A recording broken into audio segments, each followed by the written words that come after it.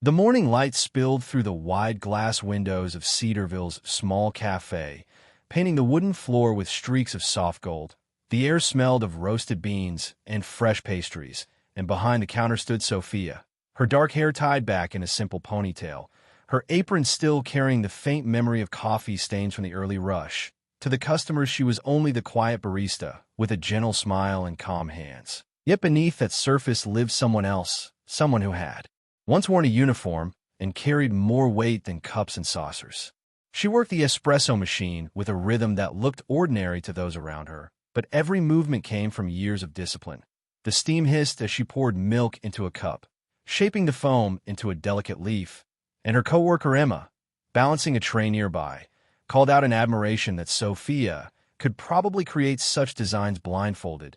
Sophia only offered a small smile, replying softly that it was just muscle memory, though her own understanding of that phrase carried a depth none of them could imagine. The cafe was alive with its usual mix, students lost in their laptops, lawyers gripping paper cups before rushing to court, and retirees leafing through newspapers as if time could be stretched by coffee. Each customer saw Sophia as dependable and kind, the barista who never faltered in a rush, who treated even the most difficult patron with patience. None of them noticed how her eyes swept across the room instinctively, how she always noted who came in, who left, how she positioned herself so she could see both exits. None of them noticed how her casual stance was not casual at all, but a posture of readiness honed in years of training. From the corner table, an older man raised his hand, a familiar face Sophia had grown fond of, Mr. Henderson, a veteran of another generation, always seated with his black coffee and steady gaze. Emma called out that Table 6 wanted her specifically, and Sophia carried the pot over, asking gently how he was doing today. The man smiled, saying better now that the coffee was decent. Then his eyes lingered on her hands as she refilled his cup. He told her that every time he watched her work, he saw the same discipline he remembered from his own service. And Sophia's hand paused for a fraction of a second as she poured. She brushed it off by insisting she only wanted to make good coffee. But Henderson gave a knowing nod, murmuring that it was simply a different uniform for the same dedication. When she returned to the counter, her phone buzzed, and the name glowing on the screen made her expression tighten. Emma, her old friend now working at the Iron Vale Training Center, had sent another message about a competition that weekend, weapons assembly and tactical challenges, an invitation to come prove herself against self-proclaimed experts. Sophia deleted it without hesitation, just as she had the others. She had walked away from that life and built a fragile peace for herself in this little cafe. No life or death choices, no weapons, only lattes and quiet conversations. Yet the words lingered. Show them what real training looks like. They repeated in her mind through the clatter of cups, through the busy morning rush, through the quiet of late afternoon, as if refusing to release her. Even after she locked up and returned to her small apartment above the bookstore next door, she found herself sitting at her kitchen table with tea growing cold beside her, staring at the silent phone that had carried Emma's challenge. Her apartment was modest and practical, shelves with a few books, a small table, a narrow bed. Everything arranged with efficiency rather than decoration. On one shelf stood a single framed photograph, a picture of a Marine unit taken during a brief pause in deployment. Young faces smiling despite the dust and exhaustion. Sophia picked it up and traced her fingers across the glass, wondering where they all were now. Some still serving, some working in security or law enforcement, some carrying battles that never ended, and she herself here, pouring coffee, hiding from who she had been. The phone rang, and she answered quickly, relieved to see the familiar name of her father, Michael. His voice carried the hum of his woodworking shop in the background. He asked about her day, and she gave him the usual simple answer. Busy morning, quiet afternoon. The same pattern he had heard for months. He hesitated, then mentioned he had run into an old friend whose son was running a tactical event. They were looking for experienced people to demonstrate proper handling. He suggested gently that she consider it. Sophia interrupted, saying she was not interested, but Michael pressed carefully, reminding her that she had skills many could only dream of, and that ignoring them would not erase who she was. She closed her eyes, the conversation a familiar one. She insisted she was not hiding, just choosing a different life. But he reminded her of what her sergeant had once said, that she could strip and reassemble a rifle faster than most people could load one, that such ability did not vanish. He was not asking her to return to duty, only to share knowledge, to keep others safe after the call ended. Sophia sat alone in silence, staring again at the photograph, remembering the pride her unit had carried in their skills, remembering the responsibility that had once weighed on her. Later that night she dreamed, not of the cafe, but of sand and heat, of darkness broken by muzzle flashes, of the steady calm that had guided her hands while chaos raged around her. She awoke with her heart pounding and her hands clenched as if gripping a rifle once again. She stared at the ceiling, listening to the faint noises of the bookstore below, and wondered if she was truly living a new life or only waiting and hiding for the old one to return. The next morning she walked back into the cafe, her apron tied as always, her smile greeting customers as if nothing had changed. Yet Emma's words still echoed. Show them what real training looks like, and Henderson's knowing gaze returned to her memory, and Michael's voice reminded her of responsibility. Sophia poured another coffee, steady as ever, but inside she felt the ground shifting beneath her quiet disguise. Evening settled over Cedarville with the slow descent of fading sunlight. The cafe had closed and the streets outside grew quiet. Sophia sat in her small apartment, the cup of tea before her untouched, her eyes fixed on the old photograph of her unit that leaned against a row of worn books. The picture showed laughter in dusty uniforms, camaraderie that had grown in fire, faces that had walked beside her into moments most people could not imagine. She held the frame in both hands as if it weighed more than its glass and wood. She thought of the choices each of them had made after returning home. Some had stayed in and risen higher. Some had joined police departments or private firms. Others had wrestled with the shadows that clung to them long after the battlefield. Sophia had walked a different road, one paved with steamed milk, wooden counters, and quiet greetings. She told herself she had left the other life behind, but the photograph seemed to whisper otherwise, reminding her that once upon a time she had sworn to protect and to serve, not only to pour coffee. The phone buzzed again that night. Another message from Emma, not long but persistent, a reminder of the competition, a remark that some of the participants were reckless, that their arrogance was becoming dangerous. Sophia set the phone aside. Yet her mind kept circling back. She knew what Emma meant. She had seen that type before, men who treated weapons as toys, who believed bravado could replace discipline. And she remembered too clearly how easily such ignorance could end lives. She rose from the table and opened the closet she rarely touched, pushing aside folded shirts until she reached the duffel bag pressed into the corner. It had not been opened since she moved here. Her fingers hesitated before unzipping it.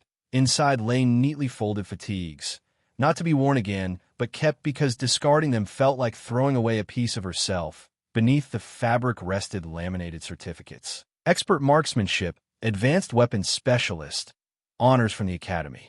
Each one a record of who she had once been. And at the bottom, wrapped carefully, was the chain of dog tags, their cold weight familiar in her palm. She read her own name etched into the steel and felt the past thrum against her chest. Her phone rang again, and this time it was Michael, his voice softened by age, but still carrying the firmness of a man who had served. He spoke of a training event nearby, how he believed she could help, how he worried about the untrained teaching others unsafe habits.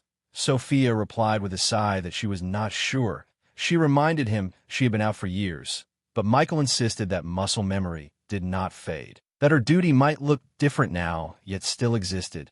His words hung heavy. After the call, filling the silence of the room, sleep would not come easily.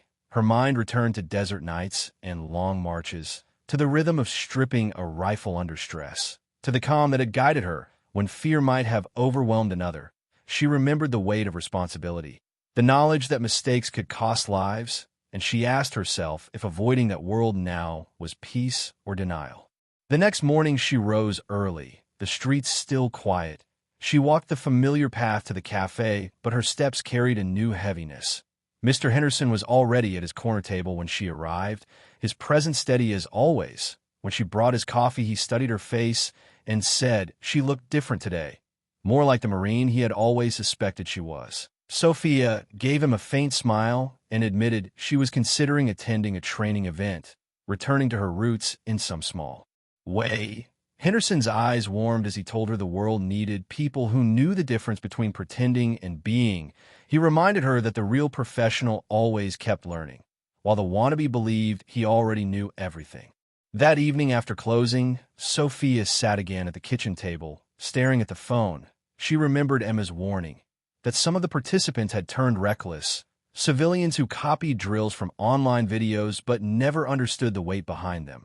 She remembered her father's voice, urging her not to bury what she carried, and she remembered Henderson's quiet wisdom. She felt the truth pressing in from all sides. The choice could no longer be avoided. She picked up the phone and called Emma at last, her words steady as she asked what time the event began. Emma's excitement burst through the line. She said 9 in the morning with weapons assembly at 11, that the men had been bragging for weeks about their times, that they were in desperate need of a reality check. Sophia listened in silence, her hand tightening on the phone. She admitted it had been over 2 years since she had touched a military weapon. Emma reassured her that such skill never truly disappeared, that it was like riding a bike except the bike could save lives. Sophia answered softly that it was not her skill she feared, but whether she had changed too much. Emma reminded her that she had once disassembled and reassembled an M4 blindfolded in 12 seconds flat, that she had kept calm under pressures that would have broken others, that none of that vanished just because she now poured coffee. Sophia whispered that her best time had indeed been 12, and Emma revealed the fastest competitor had only managed 38 seconds, and even then with sloppy handling and unsafe shortcuts. Sophia felt a spark of something stir within her chest. Not pride, but responsibility. That night she watched online videos of these so-called competitions, her critical eye noting every unsafe habit, every mistake celebrated by audiences who did not know better. She saw men fumbling through disassemblies, boasting of 20-second times while ignoring half a dozen safety violations. She saw others brag about tactical setups while demonstrating grips that would ruin accuracy. And she felt her father's warning echo inside her. Real training saves lives, reckless imitation endangered them. When morning came again, she moved through the cafe with the same outward calm, but Emma noticed the difference when she dropped by for coffee. Henderson noticed it too. He said she looked more like herself, the self she had once been. Sophia only replied that she was thinking about attending, but inside she knew the decision had already been made. She could not stay silent while arrogance played with danger. She could not let ignorance parade as skill when lives might one day depend on it. She closed the cafe that night and stood by the window of her small apartment. Staring out at the quiet street below, she thought of the rifles waiting at the training ground, of John Hayes, the man she had heard so much about, with his big claims and his careless shortcuts. She thought of the crowd that would gather, eager to admire speed without understanding safety, and she thought of stepping into that circle, calm, quiet, underestimated, and then revealing the truth of what years of real discipline looked like. She whispered to herself that it was time, not for pride, not for proving anything to anyone, but to remind them all of what true training meant. Saturday dawned clear and cool, the kind of morning that carried a crisp edge in the air.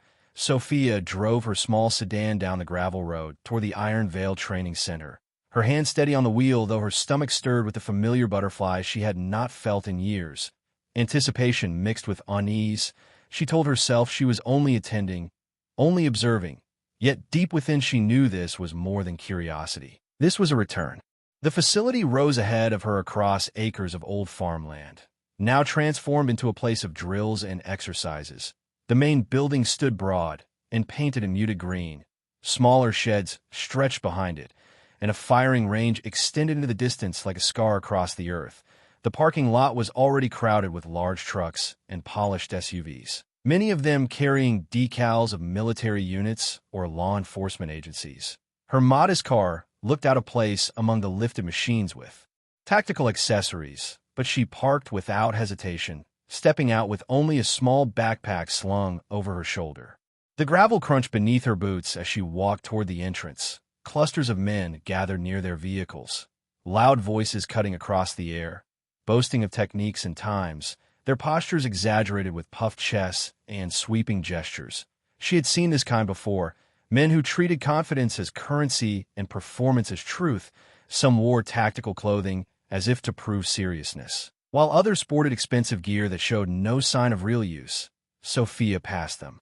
Quietly, her eyes noting every detail without drawing attention to herself. Inside the main hall stood a registration table where Emma was waiting, dressed in simple training gear. Her sharp eyes lighting with recognition as Sophia approached, she greeted her warmly and handed over a packet, explaining the schedule of events and safety briefings, then leaned closer and warned her that John Hayes and his group were already inside, strutting like peacocks and claiming their methods surpassed military training. Sophia raised a brow but said little, choosing instead to observe. At the far side of the hall, a crowd had gathered around a tall man in his early 30s. John Hayes. He stood beside a table with an M4 rifle laid out in pieces, his voice loud as he lectured about efficiency, about how his 6-step method surpassed the traditional 7. He moved with confidence, yet his hands betrayed small inefficiencies, extra motions, wasted energy, his grip slightly off. His focus more on impressing than instructing. Sophia's eyes followed each movement, noting errors.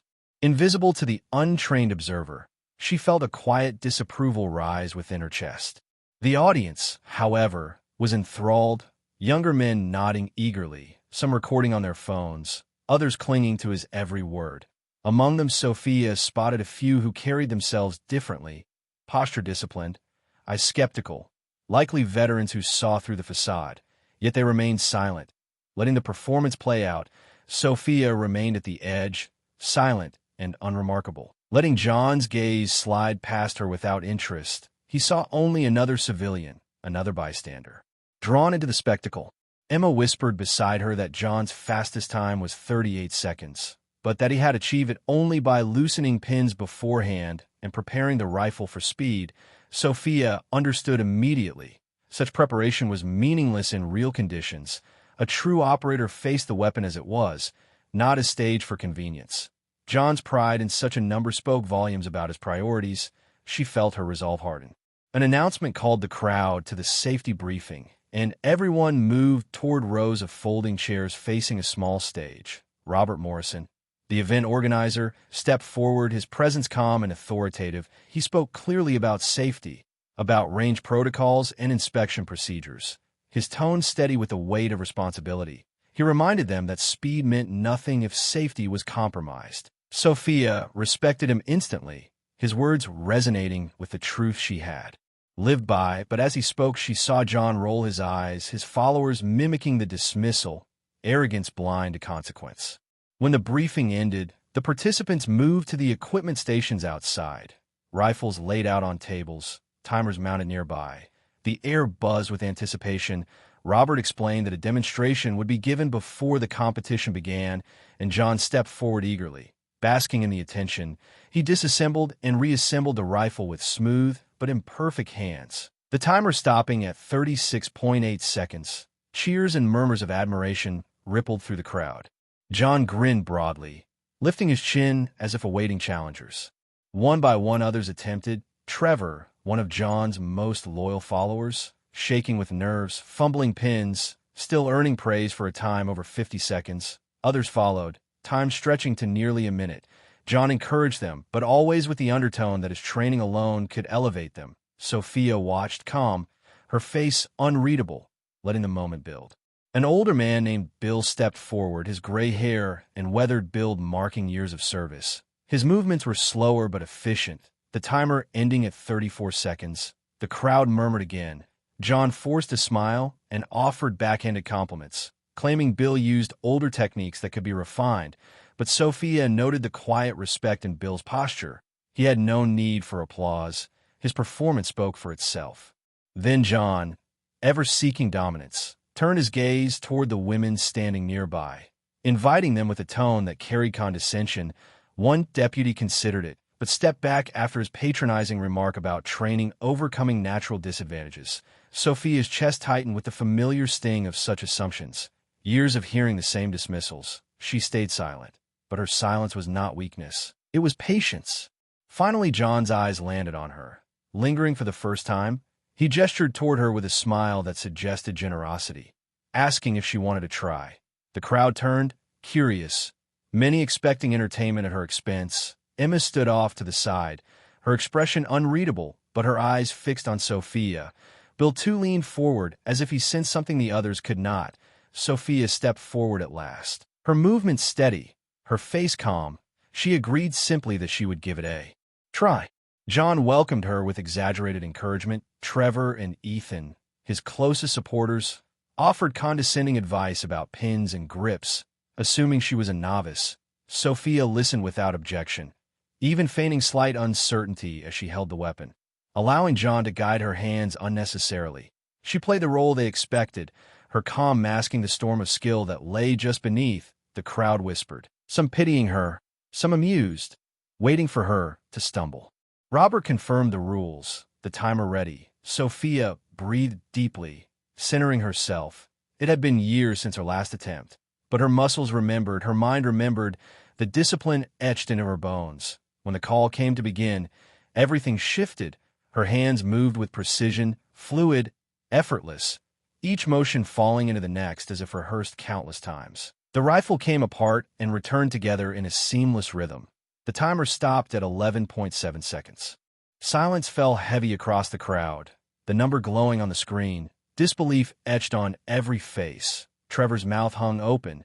Ethan muttered excuses about faulty timers. John's confident mask cracked, confusion twisting into frustration. Bill whistled softly and murmured that he was impressed.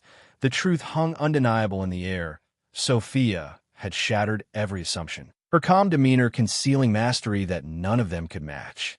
The crowd stared, waiting for John's response, his authority slipping with every passing second, and Sophia simply stood quietly by the table, her hands resting calmly on the rifle, as if she had only done what was natural. But inside she knew this was only the beginning. The real challenge was yet to come, and John would not accept defeat so easily. The silence after the timer stopped seemed endless, every eye fixed on the glowing red numbers 11.7. Disbelief spread like a wave across the crowd. Trevor stammered that the timer must be malfunctioning. Ethan insisted she must have gotten lucky with a loose rifle. But their voices carried little weight. Everyone had seen what had just happened. Sophia had moved with a speed and precision that defied their expectations. And John Hayes, the self-proclaimed authority, stood frozen, with his carefully built image crumbling. Robert checked the equipment with calm efficiency, announcing that the system was fully functional, no errors, no glitches, and Bill, the older veteran, examined the rifle with steady hands, confirming it was properly assembled. No shortcuts, no tricks. He turned back to John with a raised brow, saying she had done it clean and fair. The crowd murmured again, a shifting tide of opinion, some faces turning toward Sophia with awe, others toward John with growing doubt. John forced a laugh, his instructor persona sliding back in a place though his eyes betrayed unease. He declared that one run meant nothing, that real professionalism came from consistency, not luck. Sophia met his gaze calmly and offered that she could try again with another rifle, her voice steady, carrying no boast, only quiet certainty. The crowd hushed at her words. John hesitated, then agreed quickly. Though his tone carried desperation disguised as authority, he insisted on a proper demonstration, best 2 out of 3, with rifles selected at random, under varying conditions, the real test of competence. Trevor and Ethan latched onto this narrative with relief, nodding and grinning. Echoing their leader, they claimed one performance could be a fluke, but consistency revealed truth.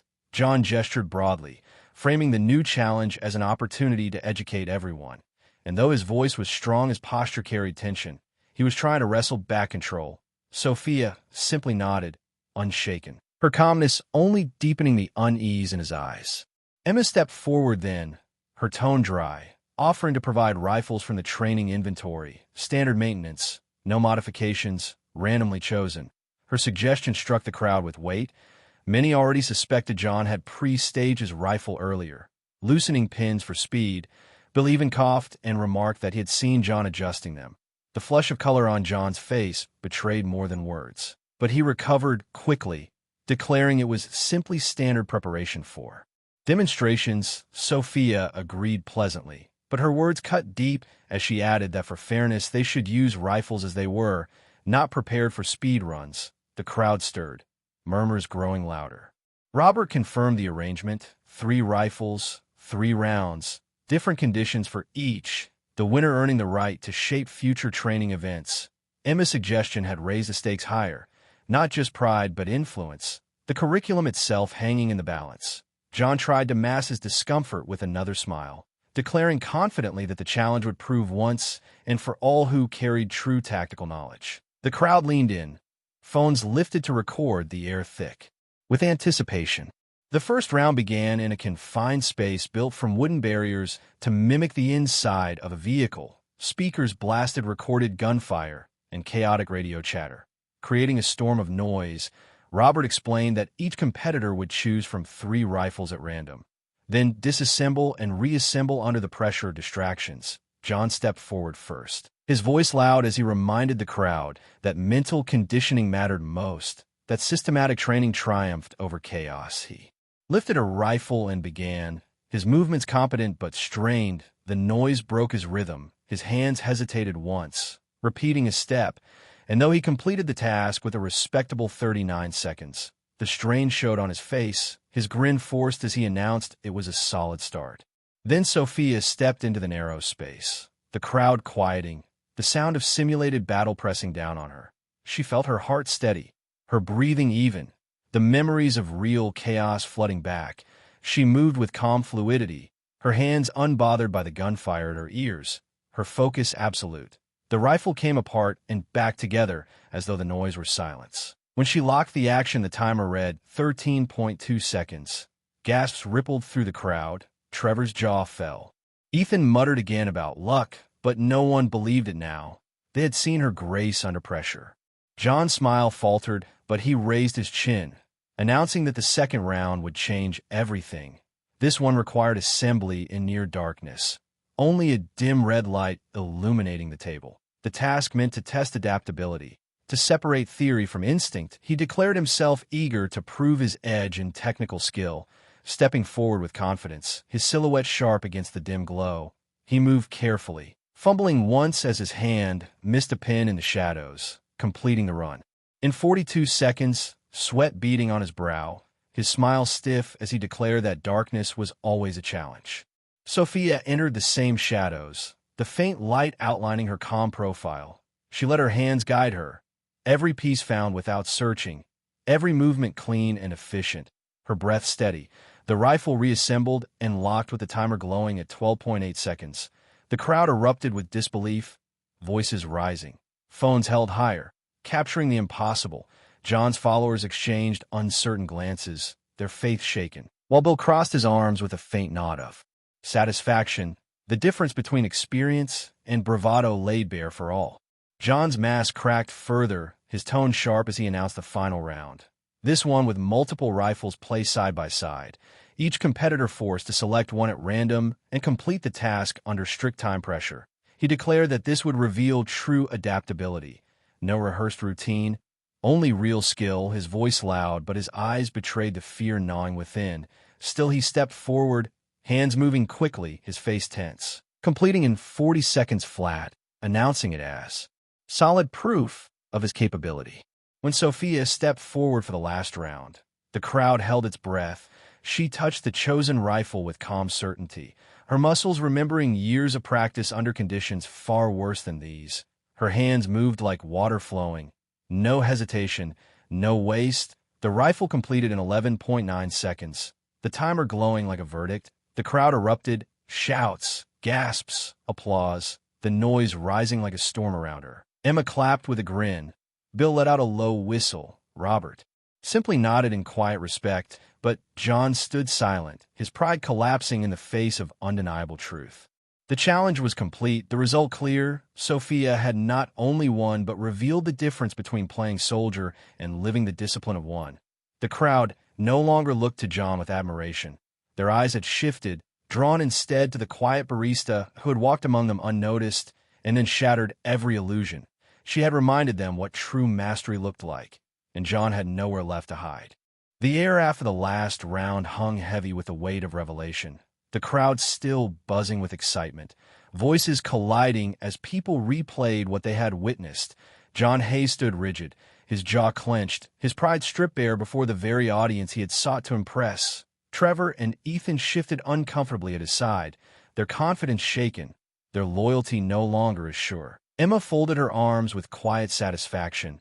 Bill gave a nod of approval. Robert stepped forward to announce the results, his calm voice carrying across the field, declaring that Sophia had not only won but set a standard of performance unmatched at the event. Applause rippled, cautious at first, then growing louder. People cheered not because of spectacle, but because they had seen something authentic, the kind of skill that could not be faked. John tried to raise his voice above them, insisting that one competition meant little, that leadership required more than fast hands, that he still had knowledge to offer. But the crowd was no longer captivated. Their eyes shifted toward Sophia, drawn by the humility she carried, the quiet strength that required no boasting. Robert invited her to speak, and though she had not planned to, she stepped forward, her eyes sweeping the crowd. She told them calmly that speed was meaningless if it ignored safety, that discipline mattered more than numbers, that a weapon was not a toy or a stage prop, but a responsibility that demanded respect.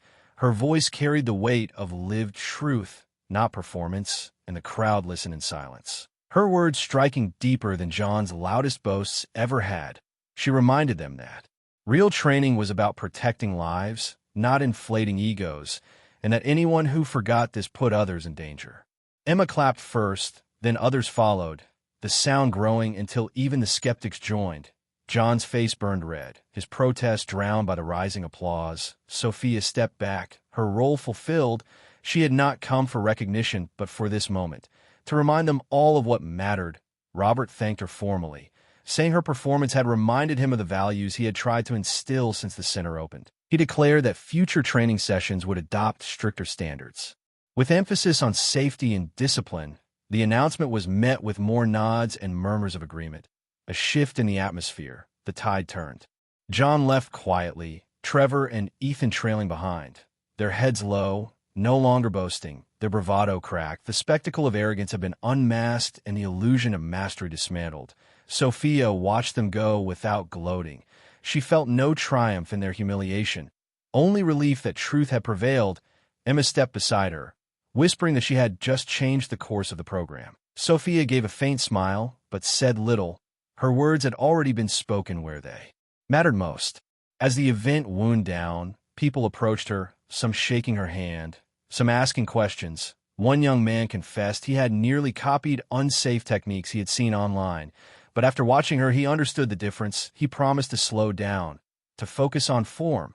Sophia told him simply that speed would come with discipline, not the other way around. The advice planted itself in his eyes with determination, and she felt a quiet satisfaction, knowing she had reached someone who might one day pass on safer lessons to others. Bill came to her last, his weathered face warm with respect. He told her that what she had done reminded him of the days when real skill was valued over showmanship, that she carried herself with the humility of someone who knew the true cost of mistakes. He thanked her for reminding the young ones what mattered. Sophia inclined her head, saying she had only done what anyone with proper training should. Bill chuckled softly, telling her that humility was the mark of the true professional, then walked away with the quiet dignity of a man who had seen much and understood more. As the crowd dispersed, Emma insisted they grab coffee together, but Sophia declined gently, saying she needed time to think. She walked alone back to her car, the gravel crunching beneath her boots, the same boots she wore every day in the cafe.